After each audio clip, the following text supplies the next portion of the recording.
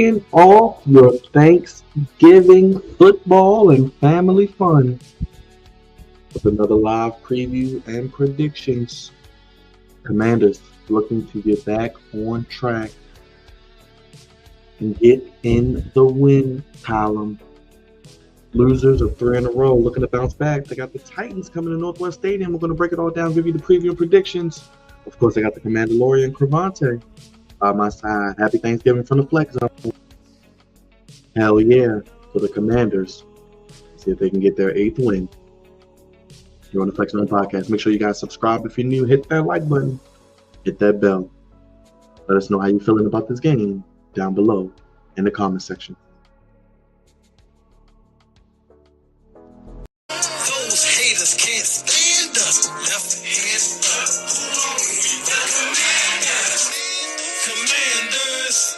Commanders. For RTC, who are we? Commanders.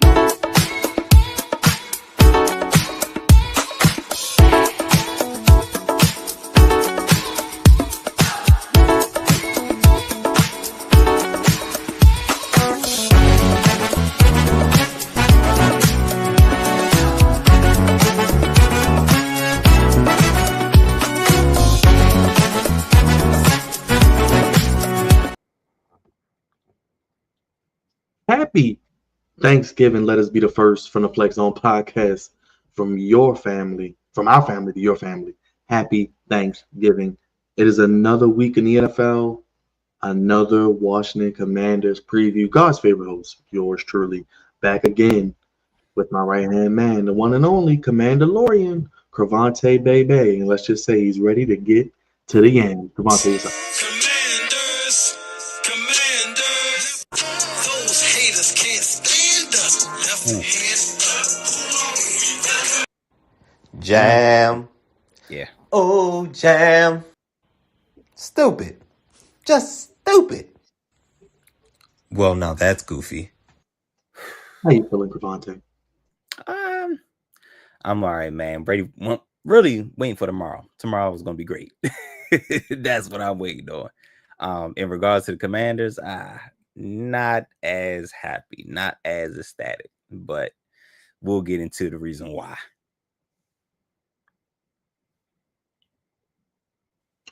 Before we get into the game, Crevonte, make sure you guys, if you're watching, hit that subscribe button, hit that like button, hit that bell.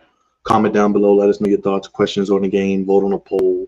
Follow us at the Flex Zone 1, all the social media stuff. You guys know the spiel. A bit of a somber day, Crevonte. I didn't realize that till a little bit before we went live, and you may or may not know. And I'm sure once I tell you, it'll come right back to you.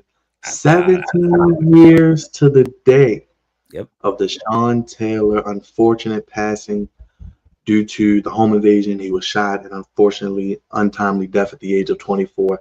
17 years of the life and legacy of Sean Taylor. He got the statue, I believe, last season. The what? Crevonte, the statue. The statue. That's what we calling it. The memorial. I don't know.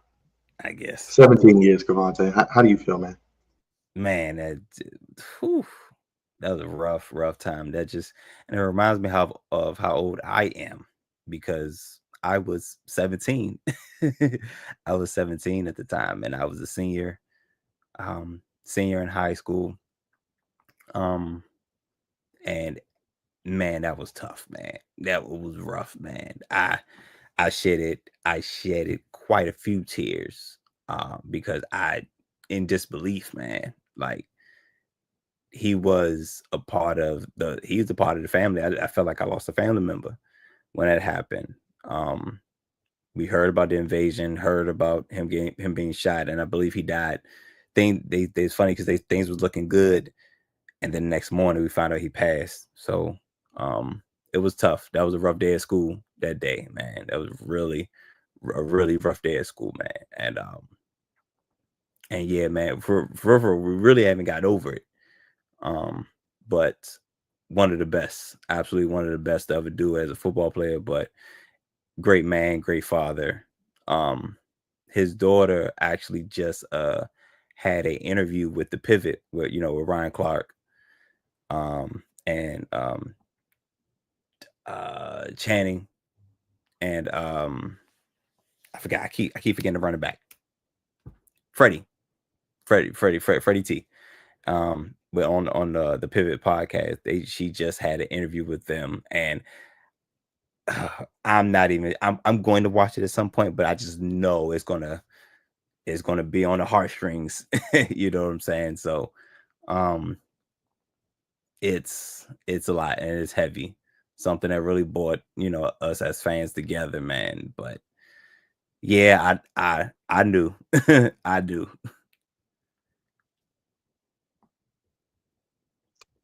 Yeah, I remember it was just to Crevonte, and that's why I was like 17 years and literally right before Thanksgiving as we head into the day of remembrance of one of the greatest Washington football players, no matter the name on the jersey, Sean Taylor. May he rest in peace. We'll do a quick moment of silence for his life, and we'll get into the preview real quick on the Flex Zone. All right, Crevonte, we are in week 13. Hard to believe that we're already week 13. I don't know where the season has gone, but the Commanders have 7 wins, 7-5. They lost 3 in a row, facing a Tennessee Titans team 3-8. Let's go to the numbers and let's go to the series recap, because actually the history, as these teams are in 2 different conferences, they don't play as often. So the matchups are a little more spread out because they play probably every 4 years or so. So the time 8-6, and let's get the numbers of the game. The last win for the Commanders, Crevonte, was in 2014 against the Titans. So it's been 10 years since they've been able to defeat the Titans. So the last meeting was in 2022. The Titans beat the Commanders 21-17. And as mentioned, it will be a 6.5 point spread for the Commanders. Titans 2-9 against the spread. Commanders are 7-5. As mentioned, the Titans lead the series 8-6. The last week, the Titans are coming off a win over the Texans 32-27, and the Commanders lost to the Cowboys 34-6. You may be asking, when was the last time the Commanders won? As mentioned, it was a 19-17 victory in 2014, October 19th, 2014, Crevonte. So 10 years, 8-6, the Titans lead. What do you think about this matchup coming? It is a 6.5 point spread. Is that a little too high for you? Absolutely. Especially how this offense has been playing the last month. I can't see why we would be, honestly. Well, I see why we could be favored because the Titans aren't great. But what you say, 5.5, 6.5? Because it was 5.5 yesterday. So you're saying it went up more? Nah, there's no way. And they're probably just still thinking about how Jayden Daniels was playing the first half of the season. But the way the offense looking, injuries, we can't find any footing, any identity. I can't see how this is. Yeah, I can't see how the point spread is this high. Over under is 44.5. Another home game for the Commanders. And as mentioned, Crevonte, this has got to be a game I know you're a little nervous about. Titans have the number 1 defense in the NFL, and former Ravens defensive back coach Denard Wilson, first-year defensive coordinator. The offense has a lot of questions, which we'll get into on the Titans, but the defense is one of the best in the league. I believe they're probably best. I think number 1 against the pass as well. And Snead is out. Snead is not even playing. And it will be a beautiful day in Landover, by the way, 40-degree day. But Crevonte, I did want to look at the numbers real quick. Jayden Daniels, he's on pace, Crevonte, to have 1,000 rush yards with 2,613 touchdown yards, 12 touchdowns, 5 interceptions. Will Levis has been battling injuries, 10 touchdowns, 9 interceptions. Real quick, do you think Jay Daniels has had a little bit of a rookie wall? I know you mentioned the health. He hasn't played his best lately. Has he had a little bit of a rookie wall, maybe? Um, maybe not a wall, but maybe a little rough patch. Um, I I ain't gonna hold you. I kind of liked them against the Steelers. It wasn't until the Eagles game where I started like questioning, like, oh boy, here we go. We talked earlier this year about, you know, at some point he's going to run into at least a rough patch or a wall because he's a rookie. Like if you start off well, usually in the middle it's like or the ending is kind of shaky. Or you do like Bo Nix and start off shaky and then you catch on. Um I don't know if I wouldn't say a wall, but injuries has played a part, and injuries to him and around him. Because like I said before, when Brian Robinson is not in the lineup, we look soft. And you can kind of tell in the play calling with Cliff Kingsbury. So that also affects Jaden Daniels as well. So I'll call it a rough patch. I wouldn't quite say it's a wall, but definitely a rough patch. Now, as we get into the injuries, there were some roster moves, Cavante, that I do want you to touch on. Sign running back Chris Rodriguez, our guy, kicker Austin Siebert, reserve injured list, Velami Fahoko Jr., signed to the practice squad, and release guard Marcus Hayes from the practice squad. Any of these moves jump out to you? Maybe the Siebert one for sure? Well, actually, the Rodriguez, I called that. It was like we got to get, because it's funny because we just cut him like not even a week ago. And then I think we cut him. I think they might have been on Friday. Friday we cut him. And it was Thursday or Friday. Whenever the last time we did our preview, I think they cut him that day or the day before, whenever that was. But all that to say, it hasn't even been, I don't think it's been a week yet. And it's crazy because Brian Robinson gets an ankle injury and also Eckler out with a concussion. So he had a quick turnaround. He wasn't jobless for long. So, and he's not being on the practice squad. He's coming into the lineup. Like him and McNichols will be the him and McNichols will be the two running backs that we go into this game with. And I'm interested to see what McNichols and him do as a as a duo. But hopefully it's positive because they pretty much all we have right now in the backfield. And of course, Seibert, that he shouldn't have came back. He wasn't ready physically. I don't think he was really ready physically or mentally. They definitely rushed him, and I don't understand why, because pretty much with Lattimore and Jaden Daniels, they're very cautious and not really pushing the envelope. And I'm like, why wouldn't you treat everyone like that? Especially when we had a guy in Gonzalez who I was shaky on, but he's been performing. So why are you rushing this guy back and put him into the situation like this? And now you put him on IR. It was just goofy. But Rodriguez, I'm glad to have him back. So because he has some familiarity with the offense. It's looking like no Austin Eckler is mentioned with the concussion. Looking very unlikely he plays. Zach Ertz had a rust day. Cleveland Farrell, no practice. Andrew Wiley, no practice. Brian Robinson Jr. was limited. But Marshawn Lattimore Crevonte, he practiced in a limited capacity with a hamstring. But you got to be excited to hear Marshawn is back. This is a great sign. This is great. This is positive. Positive sign moving forward. Not sure if he plays, but him being on the field and practicing is a good sign that he'll play. Andrew Wiley. Now I think he's in concussion protocol. Zach Ertz. I think that was just an off day. I don't think Zach Ertz, nothing was up with. Yeah, it was rest. That was just off day. Zach Ertz gets, I think, Wednesdays off pretty much, just because he's a vet. And I guess, and he's put in the cachet for that. So Zach Ertz being off, that's just a rest thing. Austin Eckler, no. And pretty much Andrew Wiley, since he got a concussion too, he's probably not going to play either. So this I go back to the injuries that's around Jaden Daniels that's affected him as well. That's an offensive lineman. Now that means Trent Scott is going to have to play right tackle. Jaden, keep your head on a swivel. At least that's on your right side. Exactly. Go Google it.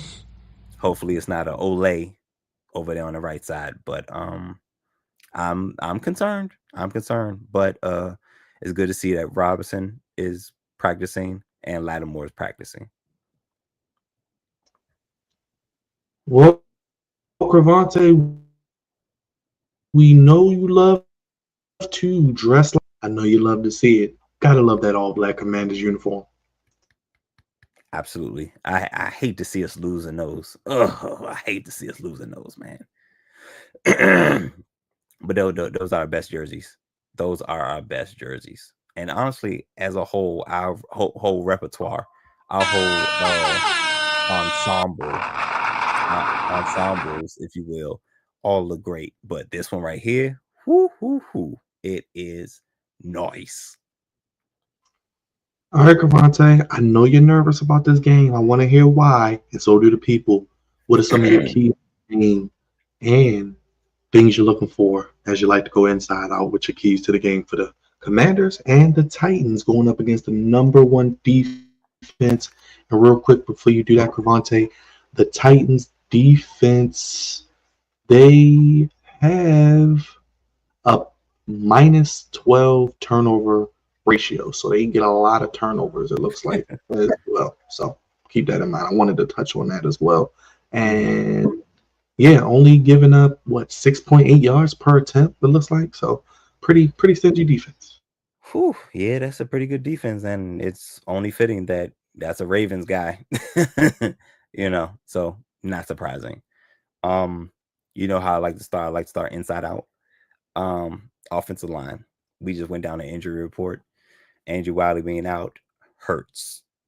It is going to hurt. Austin Eckler being out hurts. Brian Robson limited. That's probably going to hurt too, because even if he plays, it's probably going to be in a limited capacity. That's going to be tough. As a offensive line and as a running game as a whole, that's going to be tough. And we're going to need the running game because this is kind of the top defense. You know what I'm saying? That's what the stats are saying. The top defense. So we got to be able to be balanced. We can't be one-sided. You know what I'm saying with this. As far as our wide receivers, it can't be just Scary Terry because they're going to double him. So either Cliff Kingsbury is going to have to, get creative with scheming some guys open or scheming Terry open. How about moving him to the right side of the field from time to time? That'd be nice. I think that'd be a good idea. Instead of just playing him on one side of the field pretty much all the time. We're gonna need guys to step up. Zach Ertz, Noah Brown, maybe a Luke McCaffrey. Can't be dropping the passes. We can't be dropping passes. They are drive killers and momentum killers. Especially when Jaden Daniels was able to put the ball on the money. And to Jaden Daniels, can't miss wide open guys. Can't miss the wide open guys. Absolutely not. Scary Terry in the house. My man. Jaden Daniels was at a game earlier this year as well. Supporting them trash Cheese Whiz. Come on now, say it with me. Everybody beats the Wiz. Yeah. Will Byron. Fading the Wizards right now is pretty much a sure bet. Whatever the point spread is, just fade them. Pick the other team because I think they won 2 games. Every game they lost, I don't think they covered the spread. But anyway, Jaden Daniels can't miss open guys. Cannot miss open guys. And pretty much cover the offensive side. Defensive side. Offensive line. Because the injuries, and we got Trent Scott, who is on the line. We got to go up against Landry, Simmons. So the offensive line is going to have their work cut out for them because the best part of the defense is the defensive line. So that's going to be interesting. We flip to the defensive side. I don't think I saw really. I think Farrell. I think Farrell was the only one that was on the injury report. That I'm not sure is going to play. Dante Fowler had a full day of practice, so that's good. We got to get pressure. Absolutely, we have to get pressure on Will Levis. That has to happen. We have to get pressure. It's crazy because Cowboys had injuries, looked terrible, and we wasn't able to get no pressure on Cooper Cup. I almost called it Cooper Cup. Cooper Rush. Wasn't able to get no pressure. Cooper Rush did anything he wanted to do. Anything he wanted to do. That can't fly because you give Will Levis time. If you give a decent quarterback time, he's gonna carve you up. He's in the NFL too. They're gonna find a way to carve you up if you don't get pressure on them. So defensive line has to get pressure on Will Levis. Linebacking core, Frankie Louvu was a monster. He's gonna be part of the pressure packages of making Will Levis uncomfortable, which is what we're going to need. Bobby Wagner, as solid as they come. Hopefully the young guy, McGee, is able to come in and relieve Wagner when he needs a breather. The secondary. That dreaded secondary. I'm not sure if Lattimore is going to play. He will make things a lot better. He will make things a whole lot better. But as it stands, we still got Benjamin St. Juice out there. So I'm concerned. My guy, Mike Sanders, still is amazing. He's probably our brightest spot on defense between him and Frankie Louvu. They're our brightest spots on defense because as a rookie, he's coming in and he's making it happen. Definitely making it happen. So we're concerned. We're concerned on the outside. Also on the outside, we have Calvin Ridley. I know we haven't seen much from him because he's in Tennessee now, but he still got some burners. Absolutely still has burners. Got to be able to bottle him up, contain him. We might want to switch out because I don't want Benjamin St. Juice on him all day because that means a couple of times a quarter he's going to get cooked. It is what it is. So yeah, D-line, secondary, linebacking core. Oh, let's go to my favorite part. Let's go to my favorite part, Byron. Special teams. Yes. Last week was a not even just our game, the Commanders and Cowboys game. The whole week, special teams has not been good. Really, especially hasn't been good this week. I mean, this last week or this year. We got to check the numbers on how many kicks have been missed, how many blocks there are, because it seems a bit high. I don't know how it compares to last year's stats, but it's going to be. I think it's going to be pretty close. You can win and lose games on special teams. We've seen it happen.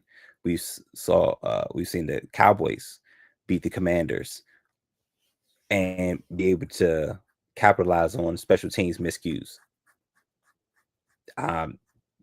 Umpteenth number of PATs missed, field goals missed. We had Turbin doing a wild spin move and making at least two guys touch turf, and he gets the burners. Crevonte is his name. He spells his name with a K. Crevonte Turbin was that boy bad. That boy bad. Unfortunately, he plays for the Cowboys, but that boy's bad, and he got some burners on him. He is a problem. So hopefully that was made an emphasis. Special teams was in practice because we lost because of special teams. I would say I would say between conservative play calling offensively and special teams. I think those are the two main reasons why we lost last week. And we can't make that same mistake at all. Let's see what else I need to touch on.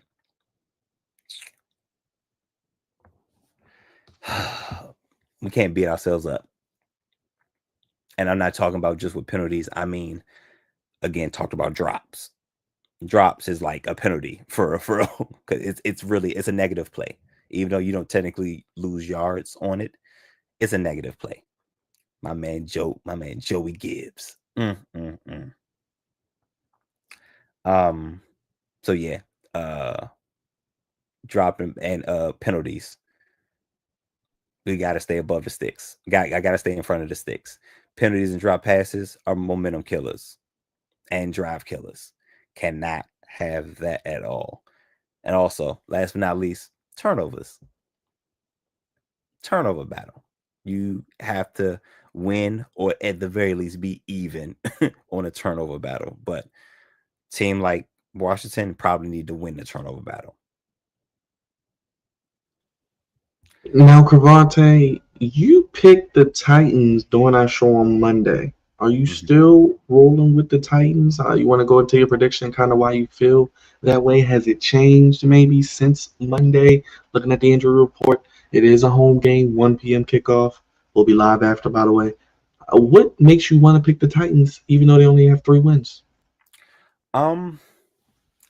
Because we are not playing to our potential offensively, and it's terrifying because our defense, I can't even get mad at the defense. The defense is playing as hard as they can for as long as they can. Eventually, the pipes are going to burst.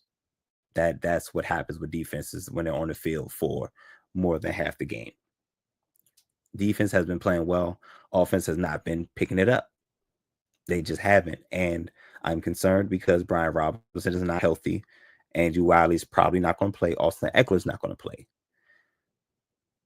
Guys have not been stepping up outside of Terry McLaurin. I'm concerned. I have the same concerns offensively I had last week. So I don't feel confident that the offense is going to get better. Defensively, Will Levis is not going to kill us. You know what I'm saying? He ain't going to put it. I don't think they're going to put up 30 points or anything like that. So I think the defense would be able to contain him. It's just us being able to score. Our defense, hell, at this point, our defense going to have to score. But Will Levis, we will have opportunities. We will have opportunities to get turnovers. He's going to give you a couple. Commander. He's going to put a couple in your hand. You just got to catch. He's going to, yes. We have to squeeze, be able to squeeze those and turn them into some positive yards and hell, even score. But offensively, the Cliff Kingsbury woes, I think they're going to continue. And we playing a damn good defense, and we are not the high power offense that we were a month ago, and that's very, very, very concerning. So yeah, and yeah, I don't see anything. I don't have any positivity leaving the last 3 games that this offense is going to be better, and we're going up against the top defense. I think it's going to be a long day. So Crevonte, 7-5, literally 5 games left, 3 at home, 2 on the road. Titans, Saints, Eagles, Falcons, Cowboys. I think you guys could win 4 out of 5, but you don't even think you guys are going to be able to beat the Titans. Obviously, we take it 1 week at a time. Sure. What is it going to take to make the playoffs? Because if we're looking long term, let's be real. We know the Lions are going to probably be the number 1 seed. The Eagles right behind them, winning the East. At the 3, probably, I'm guessing, I don't know, whoever wins the South, West or South, I guess. Yeah. So because they're gonna have similar records. And then the 5 seed is looking like Minnesota. They're 9-2, or depending on Green Bay. So you got Raleigh, Minnesota, Green Bay. Yep. So it's really one potential open spot for the Commanders. And that could, ironically enough, Crevonte, thinking long term, set you back up to play the Eagles again if they're the 2 seed. I don't That's want that's it. the line. I just was throwing it out I, there. I don't want no parts. I don't want no parts because we had our opportunities to beat the Eagles, and I feel like we squandered, that chance. And the next time we play them, they're gonna come out guns blazing, and we ain't gonna have a shot. Like that's what I feel like is gonna happen. At this point, I mean the Bucks look like they're back. Look like they're back in the swing of things. So Falcons, Bucks, you know what I'm saying? So one of them could potentially, because we were saying for a while that only one team is getting in from the South. The North is not going to get all teams in there because the Bears are not going to make it. So they're probably going to get 3, but that still leaves a spot open. So Seahawks, Bucks, one of them may get into that 7 spot. If the Commanders continue down these continue down this path that they're going. So it looked like 3 teams for 1 spot, I guess, pretty much. Do you have faith in Dan Quinn? I know you talked about Cliff Kingsbury. He talked about this week wanting to get back to that identity in practice, I guess, running the football. I think this is going to be a low-scoring game. And I think first team at 20 could win. Do you think Dan Quinn's done a good job this year? Well, coming from where we were last year, he blew it out the water. Even with the rough patch that he's on right now, even with the 3-game skid that he's on right now, we only had 3 wins. How many wins we had? 3? 3? Yeah, 4? 3 and 14. 3 and 14. 3. He's killing it right now because we're gonna have 7 at least. You know what I'm saying? So he's done a great job because he's tasked with a lot. He's tasked with changing the culture of an organization. From a woe is me, losers, losing culture. Everybody in it for themselves. He's changed the culture, and he gets an A++ for changing the culture of this. He gets an A for turning the staff around. He was at 7-2. It was an A. It's no longer an A there, but he's passing with flying colors. The back half of this year will be telling how he gets things together. But this is one thing I've been concerned with, and we've seen Dan Quinn go down a pretty negative path at times. We've seen him in different aspects of coaching, but I'm not sure about the gameplay. The gameplay is what's concerning me because he's had some very questionable situational calls that's leaving me scratching my head. I'm looking at, I don't know who his advisors are and if he's even listening to them, but I don't know if it's him or the advisor. I'm not sure. But him and Cliff Kingsbury, I need to see more in game because the stuff outside the game of football, outside the game, he's doing well at. Phenomenal. And even in game, how the game play on the field, he's doing okay. He's doing like average to above average. But can he get himself out of this rut? That's what's important. That's what's going to show the adversity, us being able to fight through adversity and get to the other side and be able to at least maybe get into that 7th spot. One more note, Crevonte. I didn't mention this to you earlier, but Senator Steve Daines is pushing to bring back the old Redskins logo to be used for the Commanders, and proceeds will go to the tribe. And a lot of fans want it. Crevonte, do you want the potential old logo back with the Commanders? I'm indifferent about it. The logo means nothing to me if the product is trash. That's my whole thing. I could get behind anything if it's good. You know what I'm saying? The last few years of that logo and that team was terrible. Absolutely terrible. Hell, but the changing of it to what we have now wasn't great either. But we're turning things around. So this is we're going in a good direction. I'm indifferent about it. It's like, yeah, if y'all want to do it, cool. The logo is not what makes the team. The product, being able to win, being able to be prideful, like have people proud of the product y'all putting on the field as an organization is what's important.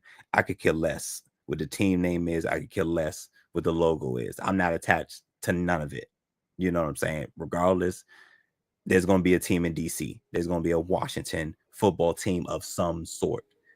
That's what I can get behind.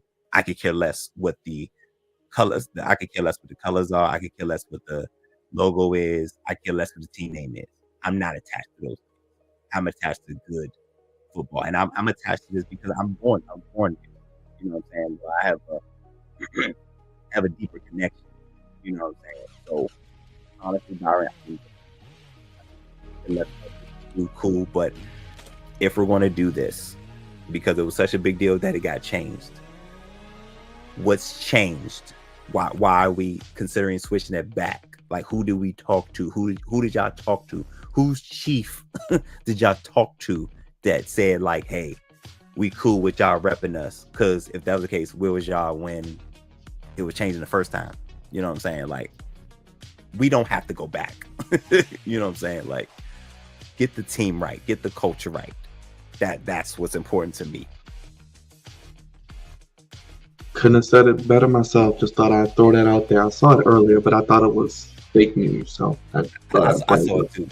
It's real. I'm saying it too much. It's real. Well, Crevonte, we are real here, and we're about 15 minutes from a Thanksgiving holiday. We're thankful for all of our viewers and people that supported us this year, man, and all of the Commanders content as well. For sure. And thank you for nudging me in the right direction, and thanks to the Chicago Bears and the Commanders game for really pushing it over the top, man. I'm loving this. This is good. We're giving more content to our people, more content for the channel, and it's a local team, so they get some love. And you know, the Ravens are the Ravens, and the Commanders typically don't get as much love, so we're giving that to them how they want it when they need it. You know what I'm saying? And I'm thankful, beyond thankful for this podcast. I'm thankful for you, Byron. I'm thankful for my team, Dre, Raj, even shout out to D, and all of our supporters, all the people that love us, support us, and encourage us to keep going, man. I'm thankful for all of it. Thankful for YouTube for giving us, for allowing us to be a partner and be, a part of this platform, and giving us a way to give something back to our community. Love it. Love you, man. And love the Flex Zone. Love the podcast. And more importantly, I love where we're going. I'm thankful for that. And on Sunday, Crevonte, we get to do it again live immediately following the Commanders and Titans. I know you love that. Fresh on your mind, good, bad, or indifferent, as the Ravens can play at 4:25. So let people know what they can expect after each Commanders game, somehow, some way, some shape, some fashion. Recently, it's been live. You're going to get the real, raw reaction from me. Again, like Byron said, good, bad, indifferent.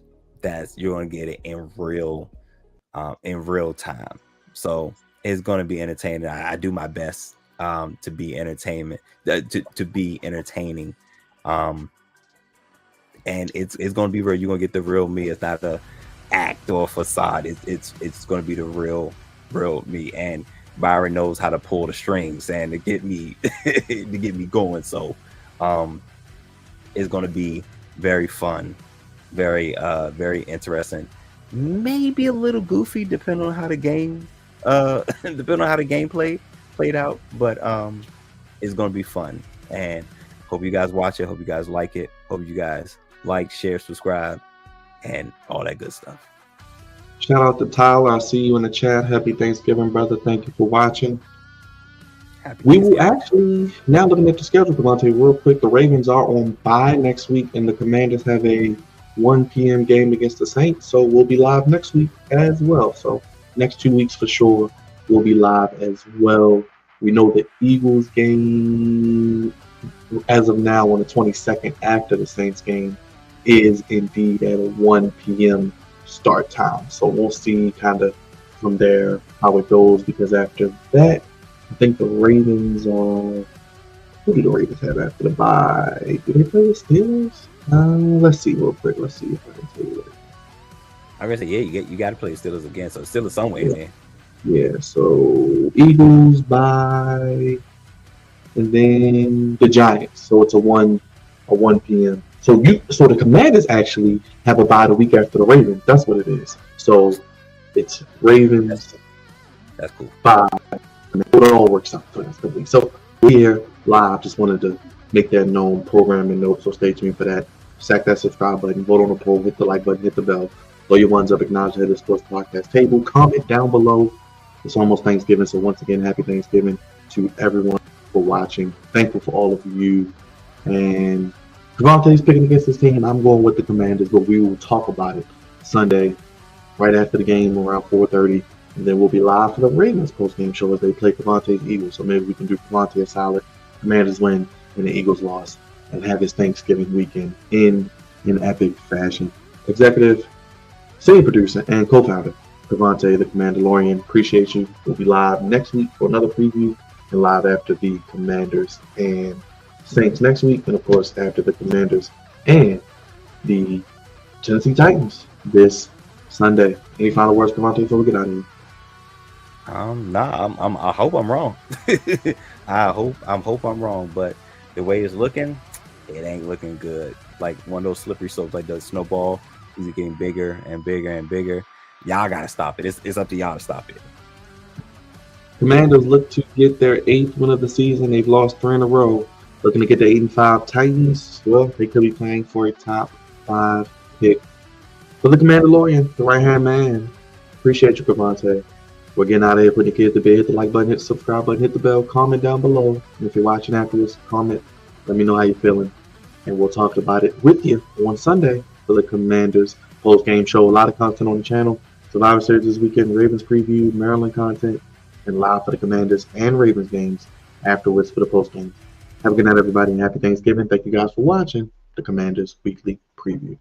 We're getting out of here and putting the kids to bed. Have a good night, everybody. Thank you for watching. Peace. Peace.